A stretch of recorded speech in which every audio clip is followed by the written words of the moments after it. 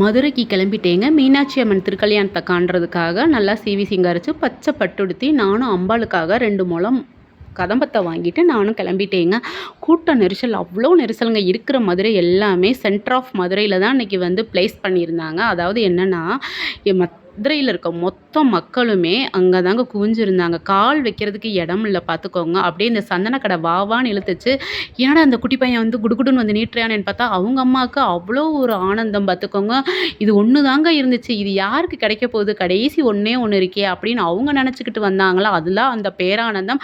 அந்த கடைசி எனக்கு கிடைச்சிருக்கணும். அதை விட பேரானந்தம். நந்தியம்பெருமான்ட்ட ஒரு வணக்கத்த போட்டுட்டு, இந்த பூ தாங்க ரூ. 30 பாட்டியே, அதனால வந்து பேரம் பேசாம வாங்கிட்டு வந்துட்டு, அங்கங்க அன்னதானம் பார்த்துக்கோங்க. அழகா 90 கிட்ஸ் ஜவ்வு மிட்டாய்.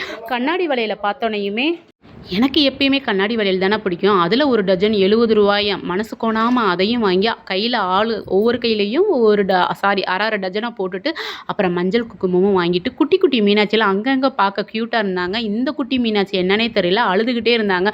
எடுப்போமா வேணாமான்றக்கையில், தாய்க்குளம் பார்த்துக்கோங்க, எடுத்துக்கோங்க, அவள் அப்படித்தான் தையத்தக்கன்னு குதிச்சுக்கிட்டு இருப்பான்ட்டு ஒரு செல்ஃபியும் ஒரு வீடியோவும் எடுத்துட்டு, அதுக்கப்புறம் இங்கிட்டு வந்தா அடித்த வேர்வைக்கு பார்த்துக்கோங்க, இந்த ஃபேன் பார்த்துக்கோங்க, என்ட்ரன்ஸ்லேயே அழகாக காற்று வாங்கிக்கிட்டு இருந்தேங்க. அப்புறம் என்ன, செல்ஃபோன் உள்ள அலௌடுங்க. இன்றைய ஒரு நாள் மட்டும். அப்புறம் ஒரு 2, 3 செல்ஃபி வீடியோ மட்டும் எடுத்துட்டு, அப்புறம் இந்த கன்னிமூல விநாயகர் பார்த்துக்கோங்க, எதுக்கு இந்த விபூதி போடுறாங்கன்னே தெரியாது. நானும் சின்ன வயசுலேருந்து கோயிலுக்கு வர்றப்பெல்லாம் அள்ளி போட்டுட்டு வருவேன். அப்புறம் பிரசாதம் தான் வாங்கிட்டு வந்தேன். நான் புளியோதரையை உட்காந்து சாப்பிட்டுட்டேன். மத்தியானம் லஞ்சே எனக்கு அதுதான்.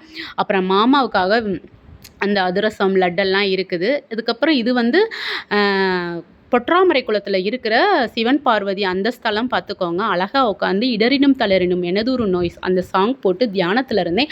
அப்படி ஒரு பரம திருப்திங்க. கீழே விழுந்து நல்லா சாமியெல்லாம் கும்பிட்டுட்டு சுற்றி வந்தால் முக்குருணி விநாயகர் அழகாக உட்காந்துருக்காரு தொப்பையை காட்டிக்கிட்டு.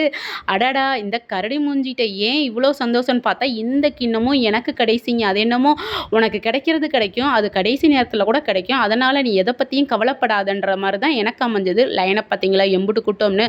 101 மொய்ய போட்டு ஒரு மஞ்சப்பையை வாங்கிட்டுங்கிட்டு வெளியே வந்தா சொக்கநாதரும் மீனாட்சியும் அழகா உட்காந்துருந்தாங்க. வளைச்சு ஃபோட்டோ எடுத்துக்கிட்டு இருக்கே. இல்லை நான் மட்டும் போய் அப்பனே அம்பாளே எனக்கு ஆசீர்வாதம் பண்ணுங்கன்னு தலையை நீட்டவும் தாய் குலத்துக்கு அவ்வளோ ஒரு பேரானந்தம். அப்புறம் நம்ம தலைவர் இறங்குற இடம்